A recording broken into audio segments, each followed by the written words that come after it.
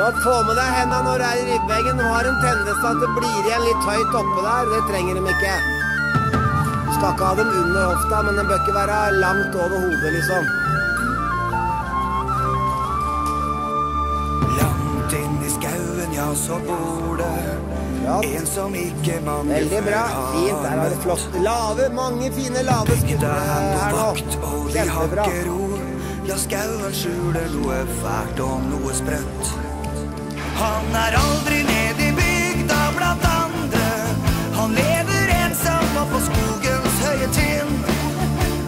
Vi vet når han ute for å vandre. Vi kjenner lukta, ja, den følger nordavind. For det møkkamann som ute. Han på leit etter kjerringa si. Han lokker på med fløyte, men dama en fantasi.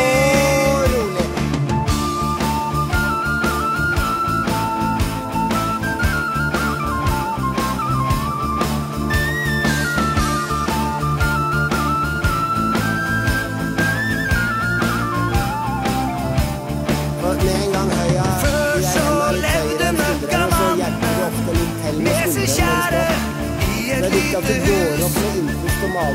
Men en dag så fant hun en annen. Siden den gang fant livet hans i grus. For det møkka